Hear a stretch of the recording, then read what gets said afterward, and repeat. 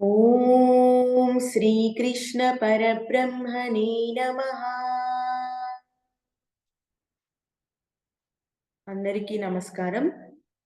గురువుగారైన బ్రహ్మర్షి సుభాష్ పత్రి గారికి నమస్కరిస్తూ, అలాగే ఈ సృష్టికి నమస్కరిస్తూ, మనకు భగవద్గీతని పారాయణం చేస్తూ భగవద్గీత శ్లోకాల గురించి తెలుసుకోవడానికి ఈ వేదికని కల్పించినందుకు సృష్టికి మరియు అందరికీ కూడా ధన్యవాదాలు తెలియజేసుకుంటూ, మనము ఈరోజు 15 నుంచి 18 శ్లోకాలు నేర్చుకుందాము. నిన్న నేర్చుకున్న శ్లోకాలలో మనము ఏం తెలుసుకున్నామంటే, ముందుగా దుర్యోధనుడు భీష్ముణ్ణి రక్షిస్తూ ఉండమని చెప్పి తన సైన్యానికి ఆదేశించిన తర్వాత భీష్మ పితామహుడు దుర్యోధనుణ్ణి సంతోషపరచడానికి తన శంఖాన్ని గట్టిగా పూరించారు. అది విన్న మిగిలిన సైన్యం అంతా కూడా తమ తమ శంఖాలని మ్రోగించి యుద్ధ వాతావరణాన్ని నెలకొల్పారు. ఆ తర్వాత 14వ శ్లోకంలో మనకి మొట్టమొదటిసారిగా రంగం మీదికి శ్రీకృష్ణార్జునులు ప్రవేశించారు. తమ తెల్లటి గుర్రాలతో కూడిన రథం మీద ఉండి తమ దివ్య శంఖాలను పూరించి యుద్ధాన్ని స్టార్ట్ చేశారు. యుద్ధానికి సంకేతం ఇచ్చారు. దాని తర్వాత ఏం జరిగింది అనేది మనం ఈరోజు 15 నుంచి 18 శ్లోకాలలో నేర్చుకుందాము.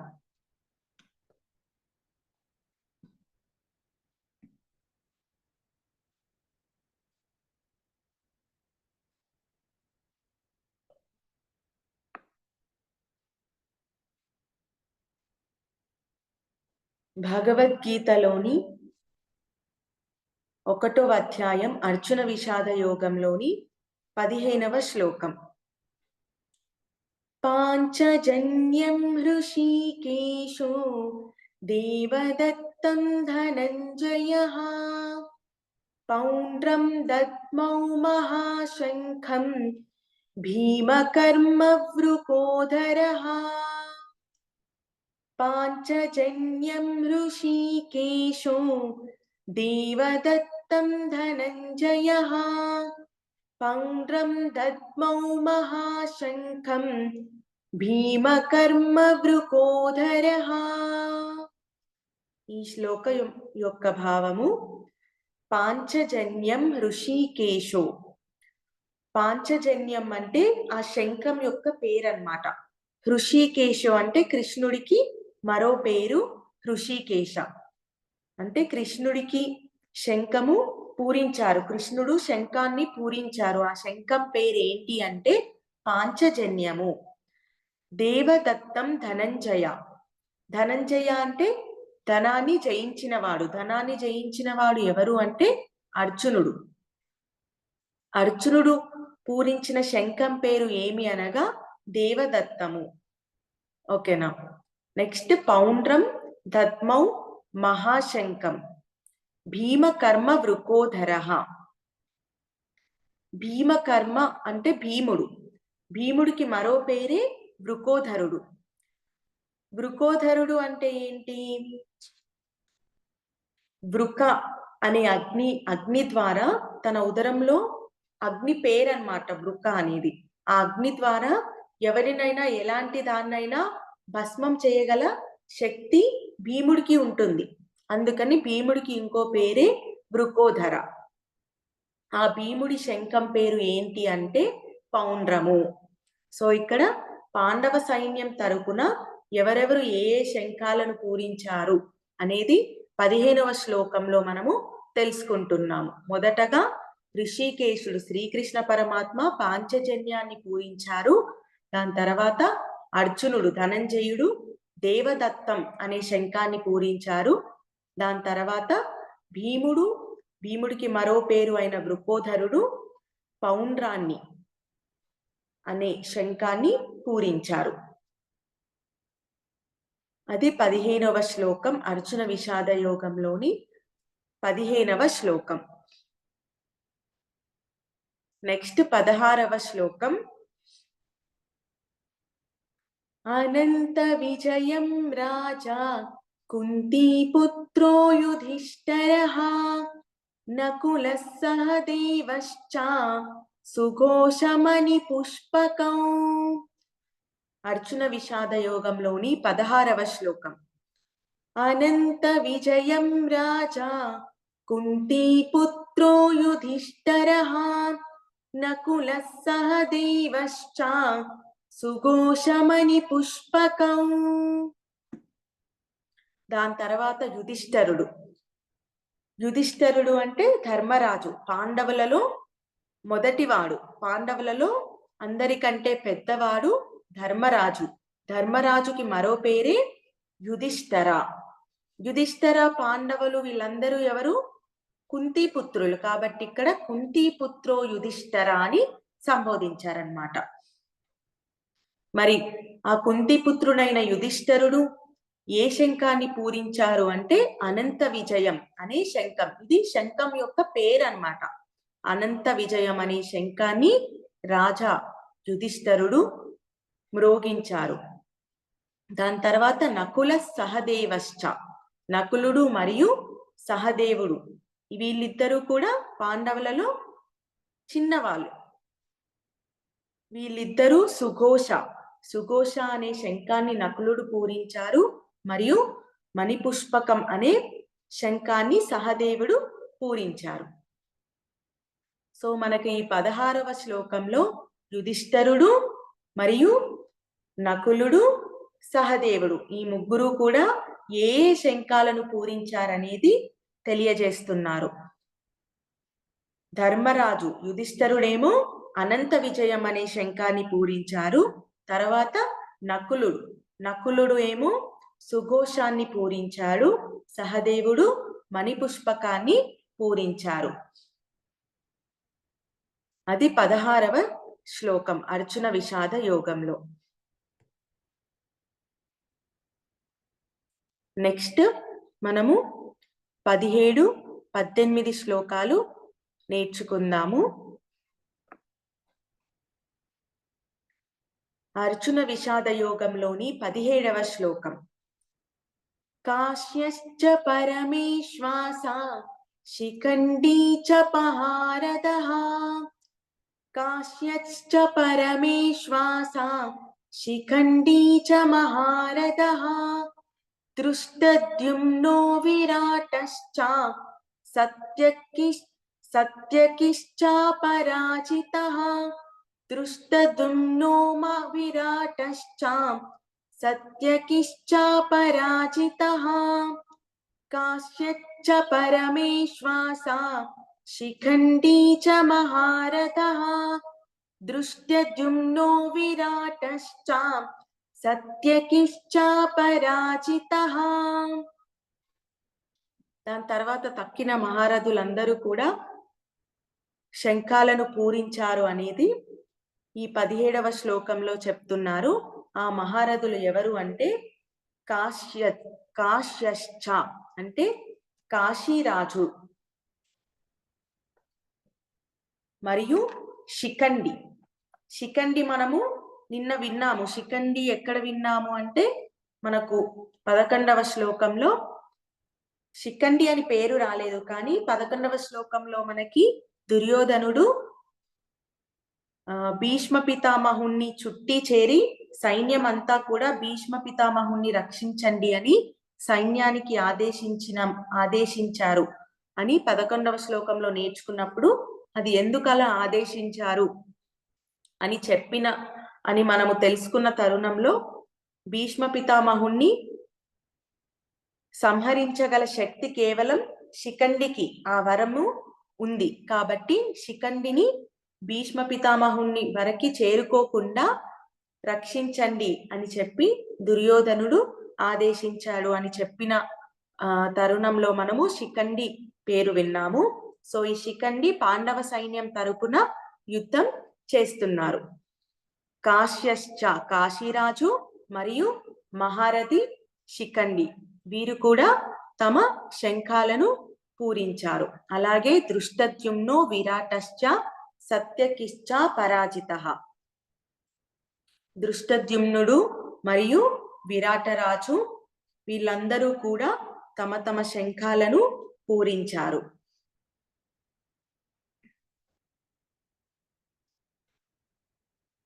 అర్జున విషాద యోగంలో 18వ శ్లోకం. ద్రుపదో ద్రౌపదేయాశ్చ సర్వ పృథివీపతే. ద్రుపదో ద్రౌపదేయాశ్చ సర్వ పృథివీపతే. సౌభద్రశ్చ మహాబాహు శంఖానదత్ము పృథక్ పృథక్. ద్రుపదో ద్రౌపదేయాశ్చ సర్వ పృథివీపతే. సౌభద్రశ్చ మహాబాహు శంఖానదత్ము పృథక్ పృథక్. దాని తర్వాత ద్రుపదో అంటే ద్రుపదుడు మరియు ద్రౌపదేయాశ్చ అంటే ద్రౌపద కుమారులు అయిన ద్రౌపది కుమారులు అయిన ఉప పాండవులు. తక్కిన వారందరూ కూడా తమ శంఖాలను పూరించారు. సౌభద్రశ్చ మహాబాహు. సౌభద్రశ్చ అంటే సుభద్ర పుత్రుడు అయిన అభిమన్యుడు. మహాబాహు అంటే అభిమన్యుడును గొప్ప భుజాల శక్తి కలవాడు అభిమన్యుడు కాబట్టి మహాబాహు అని ఇక్కడ సంబోధించారు.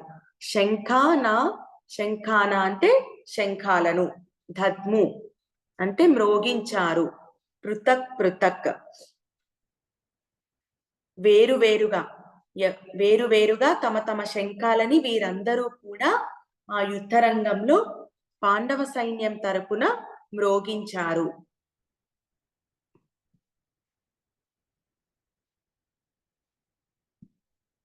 ఇప్పుడు ఎవరెవరు నెక్స్ట్ శ్లోకాలు మనందరము కూడా చెప్పుకుందాము. ఎవరైనా ఒకరు అన్మ్యూట్ చేసుకోండి.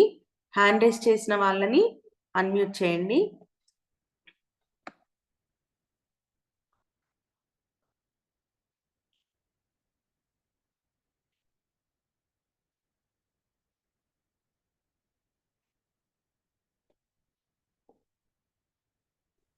అన్మ్యూట్ చేసుకో శాన్వి. భగవద్గీతలో అర్జున విషాద యోగంలోని 15వ శ్లోకం. భగవద్గీతలోని అర్జున విషాద యోగంలోని 15వ శ్లోకం. పాంచజన్యం హృషీకేశో పాంచజన్యం హృషీకేశో పాంచజన్యం హృషీకేశో పాంచజన్యం హృషీకేశో దేవదత్తం ధనంజయః దేవదత్తం ధనంజయః దేవదత్తం ధనంజయః దేవదత్తం ధనంజయః పౌండ్రం దద్మౌ మహాశంఖం భీమకర్మ వృకోదరః పాంచజన్యం హృషీకేశో దేవదత్తం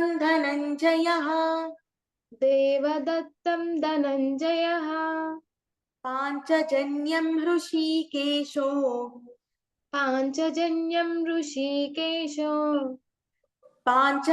పాంచజన్యం హృషీకేశో దేవదత్తం ధనంజయః పౌండ్రం దద్మౌ మహాశంఖం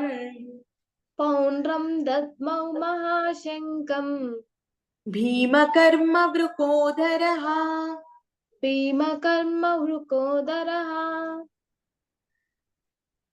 ఓకే. ఋషికేశుడు కృష్ణుడు పాంచజన్యాన్ని మరియు ధనంజయుడు దేవదత్తాన్ని మరియు భీముడు పౌండ్రం అనే మహాశంఖాలను పూరించారు. ఓకే. నెక్స్ట్ 16వ శ్లోకం. సహస్ర అన్మ్యూట్ చేసుకో. అర్జున విషాద యోగంలోని 16వ శ్లోకం. అర్జున విషాద యోగంలోని 16వ శ్లోకం. అనంత విజయం రాజా అనంత విజయం రాజా కుంతీ పుత్రో యుధిష్ఠిరః కుంతీ పుత్రో యుధిష్ఠిరః నకులః సహదేవశ్చ నకులః సహదేవశ్చ సుఘోషమణి పుష్పకౌ సుఘోషమణి పుష్పకం. అనంత విజయం రాజా అనంత విజయం రాజా కుంతీ పుత్రో యుధిష్ఠిరః కుంతీ పుత్రో యుధిష్ఠిరః నకులః సహదేవశ్చ నకులః సహదేవశ్చ సుఘోషమణి పుష్పకౌ సుఘోషమణి పుష్పకః సుఘోషమణి పుష్పకౌ సుఘోషమణి పుష్పకౌ. అనంత విజయం రాజా అనంత విజయం రాజా కుంతీ పుత్రో యుధిష్ఠిరః కుంతీ పుత్రో యుధిష్ఠిరః నకులః సహదేవశ్చ నకులః సహదేవశ్చ సుఘోషమణి పుష్పకౌ. సుఘోషమణి పుష్పకౌ. యుధిష్ఠరుడు ధర్మరాజు అనంత విజయం అనే శంఖంని పూరించారు. నకులుడు సుఘోషం అనే శంఖాన్ని పూరించారు. మరియు సహదేవుడు మణిపుష్పకం అనే శంఖాన్ని పూరించారు. ఒకసారి భావం చెప్తారా? సహస్ర. ధర్మరాజు అనంత విజయం అనే శంఖాన్ని పూరించారు. నకులుడు సుఘోషం అనే శంఖాన్ని పూరించారు. సహదేవుడు మణిపుష్పకం అనే శంఖాన్ని. Okay, next Vamshika.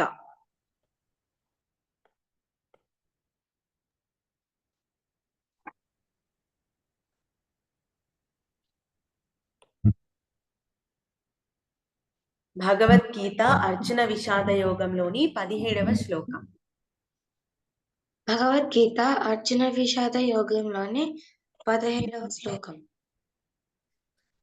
కాశ్యశ్చ పరమేశ్వాసా కాశ్యశ్చ పరమేశ్వాస కాశ్యశ్చ పరమేశ్వాసా కాశ్యశ్చ పరమేశ్వాస శిఖండీ చ మహారథః.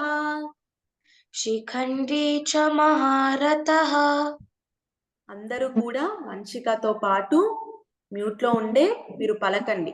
ఓకే, కాశ్యశ్చ పరమేశ్వాసా కాశ్యశ్చ పరమేశ్వాస శిఖండీ చ మహారథః.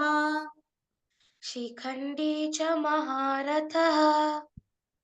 దృష్టద్యుమ్నో విరాటశ్చ దృష్టద్యుమ్నో విరాటశ్చ సత్యకిశ్చ సత్యకిశ్చ పరాజితః. పరాజితః. దృష్టద్యుమ్నో విరాటశ్చ దృష్టద్యుమ్నో విరాటశ్చ సత్యకిశ్చ పరాజితః. సత్యకిశ్చ పరాజితః.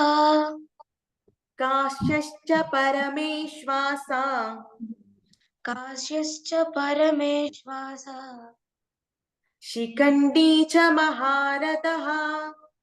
శిఖండీ చ మహారథః. కాశ్యశ్చ పరమేశ్వాసా శిఖండీ చ మహారథః. కాశ్యశ్చ పరమేశ్వాస శిఖండీ చ మహారథః. దృష్టద్యుమ్నో విరాటశ్చ సత్యకిశ్చ పరాజితః. दृष्टद्युम्नो विराटश्च सत्यकिश्चापराजितः दृष्टद्युम्नो विराटश्च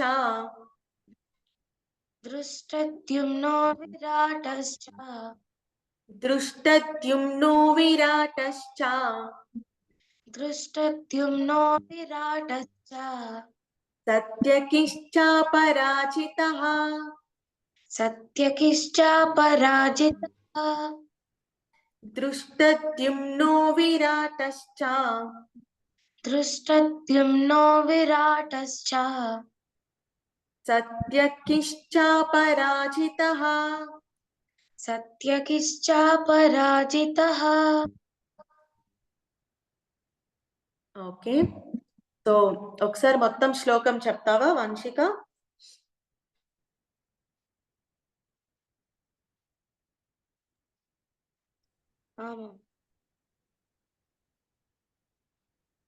कास्यश्च परमेश्वासः शिखण्डी च महारथः दृष्टद्युम्नो विराटश्च सत्यकिश्चापराजितः ఓకే సో ఈ శ్లోకం యొక్క భావం ఏంటి? కాశీరాజు పరమేశ్వాస అంటే గొప్ప ధనస్సు కలవాడు అన్నమాట. కాశీరాజు గొప్ప ధనస్సు కలవాడు. మరియు శిఖండి, శిఖండి ఎవరు అనంటే మనకి ఇక్కడ ద్రుపదుడి యొక్క పుత్రిక భీష్మ పితామహుణ్ణి సంహరించగల వరం పొందిన వ్యక్తి శిఖండి. మహారథి శిఖండి మరియు గొప్ప ధనస్సు కలవాడు కాశీరాజు. అది ఫస్ట్ లైన్ మీనింగ్. దాని తర్వాత దృష్టద్యుమ్ను విరాటశ్చ, దృష్టద్యుమ్నుడు కూడా ద్రుపదుడి యొక్క కొడుకు. ఓకేనా? ద్రుపదుడి యొక్క కొడుకు దృష్టద్యుమ్నుడు, ద్రుపదుడి యొక్క పుత్రిక శిఖండి. ఓకే, దృష్టద్యుమ్న మరియు విరాటుడు. ఇంకా ఎవరున్నారు అంటే సత్యకిశ్చ పరాజిత. సత్యకిశ్చ పరాజిత అంటే పరాజితం లేనివాడు. ఎవరు అంటే సత్యకిశ్చ. వీళ్ళందరూ కూడా పాండవ సైన్యం తరపు ఉన్నవారు మరియు వారి శంఖాలను ఎవరెవరు పూరిస్తున్నారు? ఫస్ట్ మనకి కృష్ణార్జునుల తర్వాత ఇంకా ఎవరెవరు ఉన్నారు అనేది ఈ శ్లోకాలలో మనం నేర్చుకుంటున్నాం. ఒకటి గొప్ప ధనస్సు కలవాడు కాశీరాజు మరియు శిఖండి, దాని తర్వాత దృష్టద్యుమ్నుడు, విరాటుడు, ఇంకా సత్యకిష్టుడు, పరాజితం లేని సత్యకిష్టుడు. ఓకేనా? వీళ్ళందరూ కూడా పాండవ సైన్యం తరపు ఉన్నవారు. నెక్స్ట్ అన్నపూర్ణ గారు అన్మ్యూట్ చేసుకోండి. అర్జున విషాద యోగంలోని 18వ శ్లోకం. అర్జున విషాద యోగంలోని 18వ శ్లోకం. ద్రుపదో ద్రౌపదేయాశ్చ ద్రుపదో ద్రౌపదేయాశ్చ ద్రుపదో ద్రౌపదేయాశ్చ ద్రుపదో ద్రౌపదేయాశ్చ సర్వపృథివీపతే సర్వపృథివీపతే ద్రుపదో ద్రౌపదేయాశ్చ ద్రుపదో ద్రౌపదేయాశ్చ సర్వపృథివీపతే సర్వపృథివీపతే సర్వపృథివీపతే సర్వపృథివీపతే ద్రుపదో ద్రౌపదేయాశ్చ ద్రుపదో ద్రౌపదేయాశ్చ సర్వపృథివీపతే సర్వపృథివీపతే సౌభద్రశ్చ సౌభద్రశ్చ మహాబాహు మహాబాహు శంఖానా శంఖానా దద్ము పృథక్ పృథక్ దద్ము పృథక్ పృథక్ సౌభద్రశ్చ మహాబాహు సౌభద్రశ్చ మహాబాహు శంఖానదత్ము శంఖానాదత్ము శంఖానదత్ము శంఖానాదత్ము పృథక్ పృథక్ పృథక్ పృథక్ ద్రుపదో ద్రౌపదీయాశ్చ సర్వపృథివీపతే ద్రుపదో ద్రౌపదేయాచ్చ సర్వ పృథివీపతే సౌభద్రశ్చ మహాబాహు శంఖానదత్ము పృథక్ పృథక్ సౌభద్రశ్చ మహాబాహు శంఖానాదత్ము పృథక్ పృథక్ సౌభద్రశ్చ మహాబాహు శంఖానదత్ము పృథక్ పృథక్ సౌభద్రశ్చ మహాబాహు శంఖానాదత్ము పృథక్ పృథక్ ఓకే, ఈ శ్లోకంలో ద్రుపదుడు ఇంకా ద్రౌపదేయాశ్చ అంటే ద్రౌపది కుమారులు అయిన ఉప పాండవులు, ఇంకా సౌభద్రశ్చ సుభద్రపుత్రుడైన అభిమన్యుడు, మహాబాహు అంటే గొప్ప భుజముల శక్తి కలవాడు అయిన అభిమన్యుడు తమ తమ శంఖాలను ఎవరికి వారుగా వేరువేరుగా పూరించారు అనేది 18వ శ్లోకం యొక్క భావము.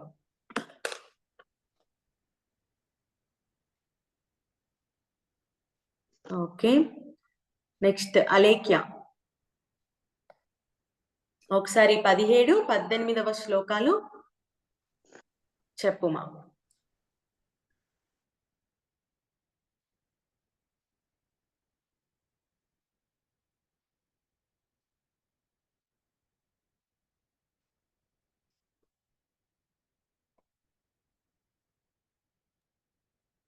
మ్యామ్ 16th ఇంకా 17th 17th, 18th. Okay ma'am. కాశ్యశ్చ పరమేశ్వాసః Shikhandi చ మహారథః దృష్టద్యుమ్నో విరాటశ్చ సాత్యకిశ్చ పరాజితః. 18వ శ్లోకం. ద్రుపదో ద్రౌపదేయాశ్చ సర్వశః పృథివీపతే సౌభద్రశ్చ మహాబాహు శంఖాన్దద్మో పృథక్ పృథక్. శంఖానదద్ము. Okay, okay ma'am. నెక్స్ట్ 15, 16 ఇంకెవరైనా చెప్తారా?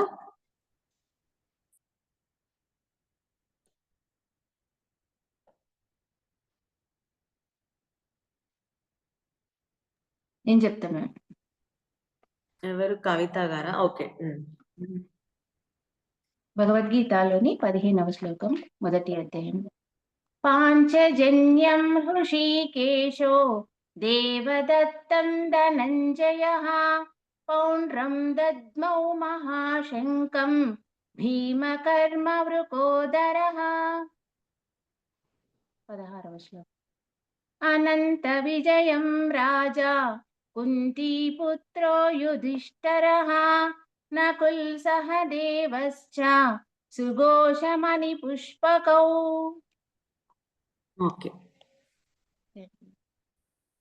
సో ఈరోజు మనం 15 నుంచి 18 శ్లోకాల వరకు నేర్చుకున్నాము. ఈ 4 శ్లోకాలలో కూడా మనకి పాండవ సైన్యం తరపున ఎవరెవరు ముఖ్యమైన వాళ్ళు ఏ ఏ శంఖాలను పూరించారు వాటి పేర్లను తెలుసుకున్నాం. ఓకే,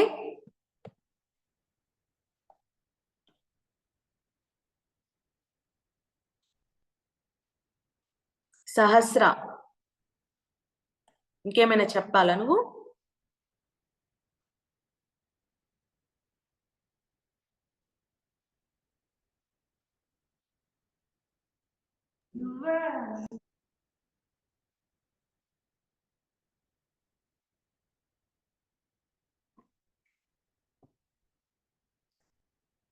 జ్యోతిరెడ్డి గారు అన్మ్యూట్ చేసుకోండి.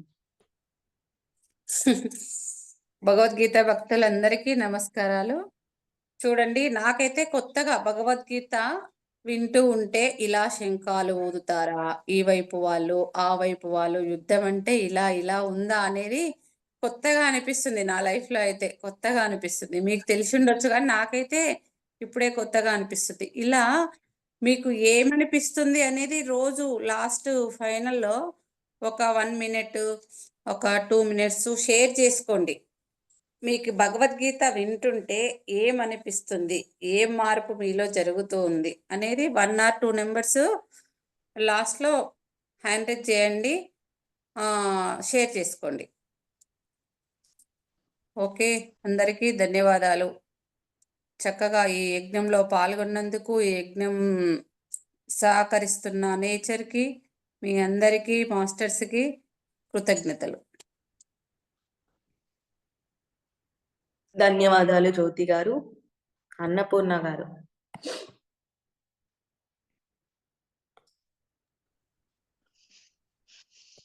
జై శ్రీకృష్ణ మేడం. జై శ్రీకృష్ణ మేడం. భగవద్గీత నేను ఎన్ని రోజుల నుంచో చదువుకుందాం అనుకుంటున్నా, కానీ నాకు అది వీలు కాలేదు. మొన్న మీది కడతాల్లో విన్నప్పటి నుంచి నాకు ఎంత ఇంట్రెస్ట్ అయిపోయిందంటే, ఎప్పుడు చదువుకోవాలి, ఎప్పుడు చదవాలి, అది వినాలి. నేను ఓన్లీ టీవీలోనే మహాభారతం విన్నాను మేడం, కానీ చాలా ఇంట్రెస్ట్ నాకు అది. యూట్యూబ్ లో పెట్టుకొని మనీ అన్ని ఫస్ట్ ఎపిసోడ్ నుంచి చాలా చూశాను. కొన్ని కొన్ని అర్థమయ్యేది, కొన్ని కొన్ని అర్థం కాకపోయేది నాకు. నేను అంతకుముందు కడతాలు రాకముందే ఇక్కడ భగవద్గీత కొన్నాను. కొని అలాగే పెట్టాను కానీ చదవట్లేదు నేను. చదువుతాను అనుకుంటున్నాను, వీలైతలేదు. నాకు కడతాల్లో మీది విన్న తర్వాత చాలా బాగా అనిపించింది. ఇంక ఎంబడే నేను స్టేజ్ దగ్గర మీ దగ్గరకొచ్చి మమ్మీ వాళ్ళ దగ్గర నా నంబర్ ఇచ్చి నన్ను యాడ్ చేయండి. నేను గూడా చదువుకుంటాను. మా పిల్లలకి గూడా చదివిపిస్తాను.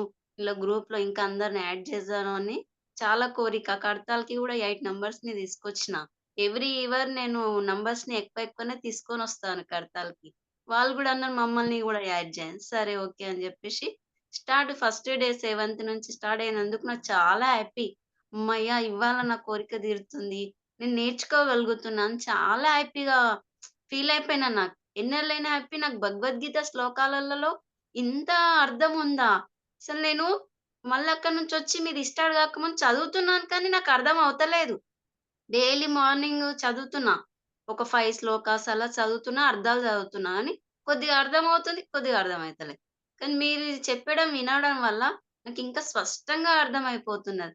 ఆహా! మహాభారతం అంటే యుద్ధంలో ఇంతగనం ఉందా అసలు రహస్యము? కానీ చాలా తెలుసుకోవాల్సుంది. ఇన్ని శ్లోకాలలోనే ఇంత తెలుసుకున్నామంటే, ఇంకా ముంగట ఎంతుందో తెలుసుకోవాల్సింది. కానీ నాకు చాలా హ్యాపీగా అనిపించింది madam. Thank you madam.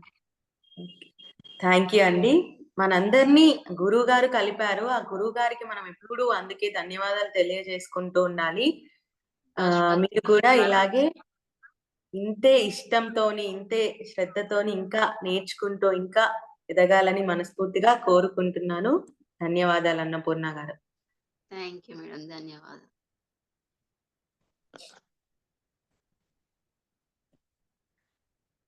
Sahasra.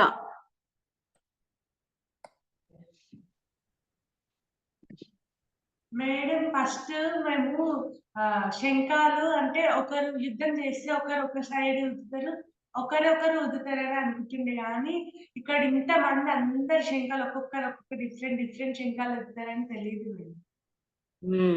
So మనం ఏంటంటే ఫస్ట్ 104 శ్లోకాస్ భగవద్గీతలో ఒక ఐడియా ఏముంది అని తెచ్చుకున్నాం, కానీ ఇప్పుడు ఇన్ డీటెయిల్ గా ఒక్కొక్కరి గురించి తెలుసుకొని ఒక్కొక్క సంఘటన గురించి మనము నేర్చుకుంటున్నాము. ఇలాగా మనం ఏంటంటే నేర్చుకుంటూ విజువల్ పరంగా కూడా దాన్ని ఇమాజిన్ చేసుకునే అంత టైం మనకు ఉంది. ఇప్పుడు అంత టైం పెడుతున్నాము, రోజు 1 hour పెడుతున్నాం కాబట్టి ఇన్ డీటెయిల్ గా తెలుసుకుంటున్నాము. దాని ఎఫెక్ట్ మనము అంటే అక్కడ సిచ్యువేషన్ మనకు అర్థమైతే దాన్ని ఆ శ్లోకంలో కూడా మనం పెట్టగలుగుతాం, ఆ ఫీల్ మనం పెట్టగలుగుతాం. అందుకని ఆ శ్లోకం భావము డీటెయిల్ గా మనము ప్లస్ విజువల్ పరంగా మీకు వీడియోస్ లో కూడా బ్యాక్గ్రౌండ్ మ్యూజిక్ అంటే మీకు అది వినగానే ఆ ఫీల్ లోకి వెళ్ళాలి అనే ఉద్దేశంతో బ్యాక్గ్రౌండ్ మ్యూజిక్ ఏం పెట్టాలి ఇవన్నీ నేను ఆలోచించి పెడుతున్నాను. విజువల్స్ మీకు ఏం కనిపించాలి, మీరు నిన్న చూస్తే మీకు అర్థమై ఉంటది. యూట్యూబ్ షార్ట్స్ కానీ ఇన్స్టాగ్రామ్ రీల్స్ కానీ అందులో చూడగానే ఆ ఫీల్ లోకి వెళ్ళాలనే ఉద్దేశంతో నేను ఇవన్నీ యాడ్ చేస్తున్నాను. సో అందరూ కూడా మీరందరూ అవి వినండి, షేర్ చేయండి, అలాగే లైక్ చేయండి, మీ ఫ్యామిలీ మెంబర్స్ కి కూడా పంపించండి. మనము ఉత్తిగా వినడం కంటే కూడా అలా చూస్తూ వింటే మనకు ఎక్కువ అర్థమవుతుంది. చూడడం ద్వారా ఎక్కువ ఇన్ఫర్మేషన్ మన లోపలికి తీసుకోగలుగుతాం కాబట్టి అక్కడ పిక్చరైజేషన్ తో నేను మీకు అందరికీ అందించాలని ప్రయత్నిస్తున్నాను. సో దాన్ని అందరూ యూటిలైజ్ చేసుకోవాల్సిందిగా కోరుకుంటున్నాను. Thank you Sahasra. Thank you madam. Ramana గారు.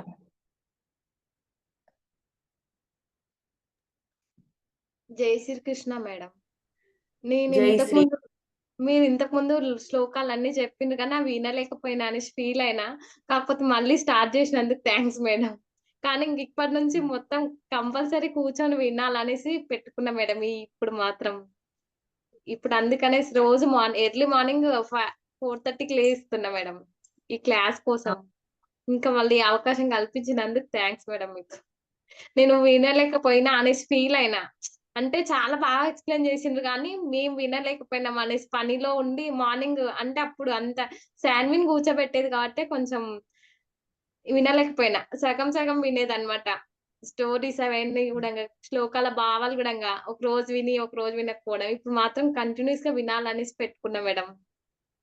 ఓకే, చక్కగా ఇలాగే మీతో రమణ గారు ఒక సంకల్పం పెట్టుకున్నారు. అలాగే మనందరం కూడా అదే సంకల్పం పెట్టుకోవాలి. రోజు వినాలి, దీనిని ఉచ్చరించాలి, దీని వెనకాల ఉన్న భావం ఏం చెప్పడానికి ప్రయత్నిస్తున్నారు వేద మహర్షి వారు, వేదవ్యాసుల మహర్షి వారు మనందరికీ ఏం చెప్పడానికి ప్రయత్నిస్తున్నారు అనేది మనము ఇన్డెప్త్ గా వెళ్ళి దానిని అర్థం చేసుకోవడానికి ప్రయత్నిస్తూ మనందరము ముందుకు ఈ ప్రయాణంలో వెళ్ళాలి అని అందరము కూడా ఈ సంకల్పం పెట్టుకొని ఈ 700 శ్లోకాలు పూర్తి చేసుకునే ప్రయత్నము చేద్దాం.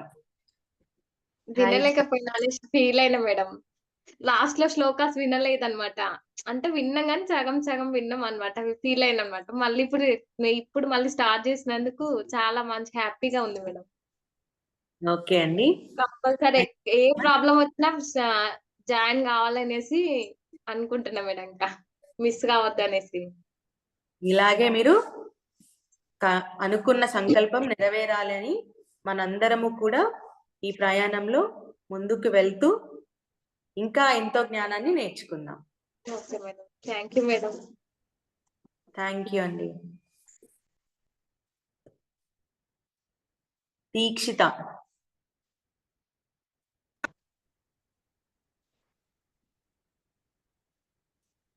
మేడం ఇలా నేర్చుకుంటుంటే ఆ యుద్ధంలో మనం కూడా చూసినట్టు అనే ఫీలింగ్ వస్తుంది మేడం. అంటే శంఖాలు ఊదడం కానివ్వండి, అలా చెప్తుంటుంటే మనం రోజు వింటుంటే ఆ ఫీలింగ్ వస్తుంది మేడం.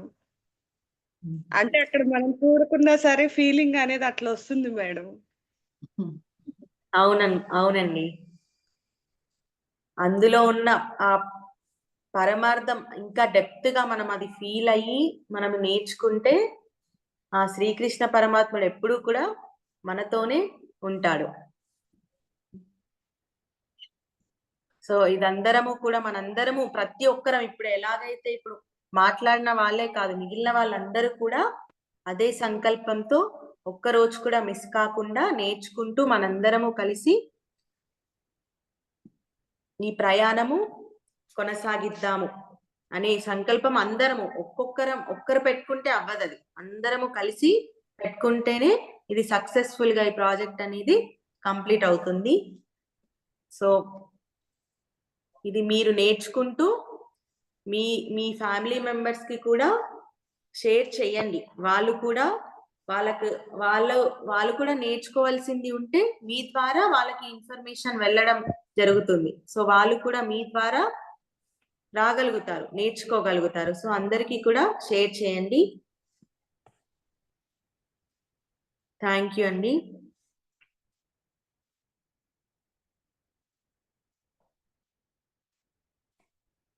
సహస్ర ఇంకేమైనా చెప్పాలా మీరు? మేడం నేను మాట్లాడతాను. ఓకే చెప్పండి మేడం అదే అంటే ఇంత ముందుకు నేను చిన్నగా ఉన్నప్పటి నుంచి మహాభారతం సీరియల్స్ చూసిన మేడం. కాకపోతే మనము 104 శ్లోకాస్ నేను కూడా అంటే జనవరి కన్నా ముందు స్టార్ట్ చేసిన శ్లోకాస్ పర్ఫెక్ట్ గా నేర్చుకున్నా. తర్వాత ఆన్లైన్ లో అంటే కొన్ని రోజులు కూర్చున్నా, కొన్ని రోజులు కూర్చోలేదు నేర్చుకున్నా. కాకపోతే పిల్లలు ఇంట్లో చదువుతుండడం వల్ల ఏదో విని నేర్చుకున్న కొన్ని శ్లోకాలు దాంట్లో కూడా 104 లో. కానీ ఇప్పుడు రెగ్యులర్ గా ఈ క్లాస్ వింటున్నాం కదా మేడం. అయితే ఈ భగవద్గీత అనేది ఇంకా ఇంట్రెస్టింగ్ గా అనిపిస్తుంది. అంటే ఎట్లా స్టార్ట్ చేసిండ్రు, ఎవరు రాసిండ్రు, ఎక్కడ రాసిండ్రు, ఇంకా ఏమేమి జరిగినాయని తెలుసుకోవాలనే ఇంట్రెస్టింగ్ తోటి రోజు కొన్ని వీడియోస్ సెర్చ్ చేస్తున్నా మేడం. దాంట్లో అంటే వాల్మీకి వ్యాస మహర్షి రాసింది కదా మేడం. అది హిమాలయాల్లో సరస్వతి నది తీరంలో మహాభారతాన్ని రచించింది అనేసి ఒక విషయం తెలిసింది. అయితే ఓకే. ఫస్ట్ హిమాలయాల్లో సరస్వతి నది తీరంలో వ్యాస మహర్షి కూర్చొని మహాభారతం జరుగుతుండగా రచించిండ్రు. అయితే దీనికి ఫస్ట్ పేరు జయ అనే పేరు పెట్టిందంట మేడం. మహాభారతం కాకుండా జయ ఓకే. అనే పేరు పెట్టిందంట. అవి 8800 శ్లోకాలు, మొత్తం మహాభారతం మొత్తం శ్లోకాలు 8800 శ్లోకాలు. మన భగవద్గీతలో ఉన్నాయి 700 శ్లోకాలు కదా మేడం. అయితే మొత్తం అవును. శ్లోకాలు 8800 శ్లోకాలంట. వాళ్ళ శిష్యులు ప్రచారం చేస్తూ ఉండగా అవి 10,000కు చేరుకుందంట మేడం. అందుకే ఇది మహాభారతంగా మారిందనేసి అప్పుడు మహాభారతం అనే పేరు పెట్టినట్టు దీనికి. ఓకే. ఓకే. అయితే ఇది ఇది మన భగవద్గీత వింటూ ఉంటే ఇంకా ఇంట్రెస్టింగ్, ఇంకా ఏదో తెలుసుకోవాలని రోజు రోజుకి ఇంట్రెస్ట్ పెరుగుతుంది మేడం. కనిపిస్తుంది. అది మీ మాటల్లోనే కనిపిస్తుంది. మీరు కలెక్ట్ చేసిన ఇన్ఫర్మేషన్ ద్వారా. ప్రసన్న గారు మామూలు వాళ్ళు కాదు. ఆవిడికి చాలా ఈ పురాణాల గురించి చాలా నాలెడ్జ్ ఉంది. సో అంటే వింటూ ఉండే కొద్దీ మనందరికి కూడా ఇంట్రెస్ట్ అలా వస్తుందన్నమాట. ఇంకా దీని ఇన్ఫర్మేషన్ తెలుసుకుందాం. ఇప్పుడు ఒక పేర్లు విన్నాం, కొన్ని పేర్లు విన్నాం. దానికి సంబంధించిన స్టోరీస్ ఏంటి? అలా మనము ఇంకా రీసెర్చ్ చేయొచ్చు. అలా ప్రసన్న గారు చాలా రీసెర్చ్ చేసి మనందరికి మన ఫ్యామిలీ ట్రీ అంతా పెట్టారండి. ఎక్కడెక్కడి నుంచో ఫ్యామిలీ. మనకి భీష్మ పితామహుడు అంటేనే ఇక్కడ చాలా మందికి తెలియదు. భీష్మ పితామహుడు దాని తర్వాత ఇంకా ఇంకొక 20 జనరేషన్స్ ముందు నుంచి పెట్టారనుకుంటా ప్రసన్న గారు. సో అంత ఇంట్రెస్ట్ గా మనం అందరం ఫ్యామిలీ అంత ఇన్వాల్వ్ అయితే ఇలా ఉంటుంది అనేది చూపిస్తున్నారు మీరు. ఇక్కడ వీళ్ళ ఫ్యామిలీ అందరూ కూడా ఆల్మోస్ట్ అందరూ ఫ్యామిలీలో ఉన్న ప్రతి ఒక్కరూ ఈ సత్సంగంలో పాల్గొంటూ ఉంటారు. సో అందుకే నేను బయటికి ప్రతి ఒక్కరు ఉచ్చరించాలనేది అందుకే. ఇప్పుడు ఫస్ట్ ప్రసన్న గారి కంటే ముందు పిల్లలు ఫస్ట్ ఉచ్చరించారు. మధ్యలో కొన్ని రోజులు వినకపోయినా వారి ద్వారా తను విని నేర్చుకున్నారు. అందుకే మీ ద్వారా మీ ఫ్యామిలీ కూడా విని నేర్చుకుంటారు. అందుకని బయటికి అందరూ ప్రతి ఒక్కరూ ఉచ్చరించండి. ఉచ్చరిస్తే ఆ వైబ్రేషన్ తెలియకుండానే మీ ఫ్యామిలీ మీద కూడా పడుతుంది. వాళ్ళకు కూడా ఎక్కడో అక్కడ అది వెళ్ళిపోతుంది అనమాట. బ్రెయిన్ లోకి వెళ్ళిపోతుంది. అది ఎప్పుడో ఒకప్పుడు వాళ్ళకి మళ్ళీ బయటికి వస్తుంది, యూజ్ అవుతుంది. సో బయటికి కంపల్సరీ ఉచ్చరించండి. ఫ్యామిలీ అంతా ఇన్వాల్వ్ అయితే ఆ ఇంట్రెస్ట్ ఎలా ఉంటుందనేది ఈరోజు మనకి చూపించారనమాట ప్రసన్న గారు.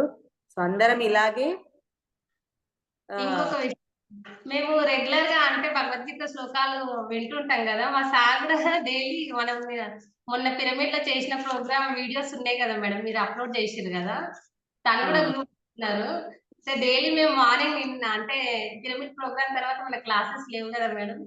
మేము మార్నింగ్ లేవకపోయేది, క్లాసెస్ లేవు కదా అనేసి కొంచెం లేట్ గా లేదామని లేస్తుండే. తను రోజు మార్నింగే లేస్తారు. తనకు అలవాటు రోజు మార్నింగ్ 5 కల్లా లేవడం. మేము లేవకపోయేసరికి ఆ వీడియోస్ ఆన్ చేసి రోజు ఇంట్లో పెడతా ఉంటుండే మేడం. అది అలా ఉంటుందన్నమాట. ఆ వైబ్రేషన్ స్ప్రెడ్ అవ్వడం అనేది ఇలాగే ఇదే అన్నమాట. రెగ్యులర్ గా క్లాస్ లేదా అని అడగడం స్టార్ట్ చేస్తున్నారు మేడం. అంటే చాలా రోజుల నుంచి తనకు కూడా ఇంట్రెస్ట్, కాకపోతే పనులు ఉండడం వల్ల వినరు అంతే. అవును.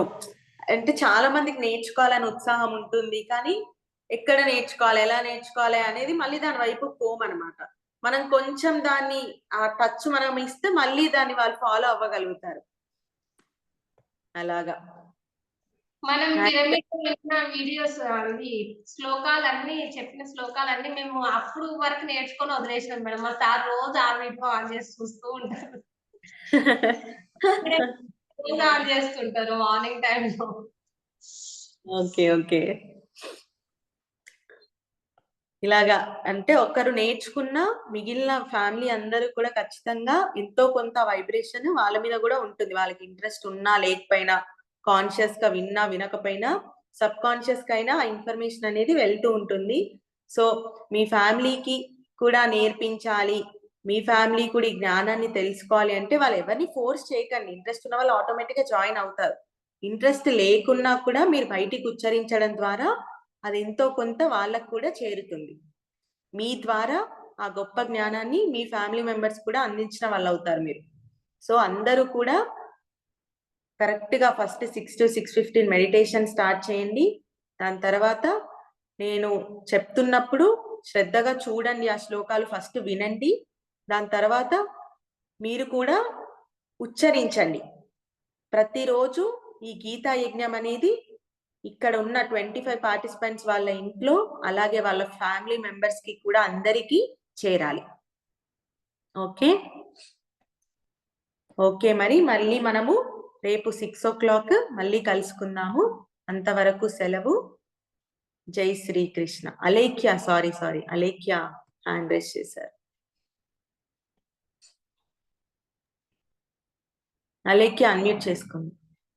మ్యామ్ నేను ఫస్ట్ మహాభారతం అంటే శ్రీకృష్ణ పరమాత్ముడు అర్జునికి శ్లోకాలు చెప్తారు, వీరిద్దరే క్యారెక్టర్స్ ఉంటారు అనుకున్నాను, యుద్ధం జరుగుతుంది అనుకున్నాను అంతే. కానీ మీ దగ్గర జాయిన్ అయిన తర్వాత సంజయులు ఉంటారు, కృష్ణుడు, దుర్యోధనుడు, భీష్ముడు వీళ్ళందరూ ఉంటారని నాకు తెలీదు. కానీ మీరు వీళ్ళందరూ ఒక్కొక్క శంఖాన్ని ఊదుతారు, ఇవన్నీ చెప్పిన తర్వాత నాకు ఇన్ని గానం ఉంటాయా అని నేను షాక్ అయినాను మ్యామ్. అవును మాలేఖ్య, మహాభారతం అనేది చాలా పెద్ద సబ్జెక్ట్. అందులో చాలా ఇంకా ముందుకు వెళ్లే కొద్దీ ఇంకా చాలా చాలా క్యారెక్టర్స్ వస్తాయి మనకి. మహాభారతంలో భగవద్గీత ఒక చిన్న పాట. ఆ పాటలో కూడా ఫస్ట్ ఏ వాతావరణంలో మనకి ఇది స్టార్ట్ అయ్యింది అనేది చాలా క్యారెక్టర్స్ ఇన్వాల్వ్ అయ్యి దాని తర్వాత కృష్ణుడు అర్జునుడిదే స్పెసిఫిక్ గా ఎక్కువ ఉంటుంది. Thank you Alekhya. Thank you ma'am. Okay మరి మళ్ళీ మనము ఇదే టైంకి 6 o'clock మళ్ళీ రేపు కలుసుకుందాము. అంతవరకు అందరికీ సెలవు. జై శ్రీకృష్ణ.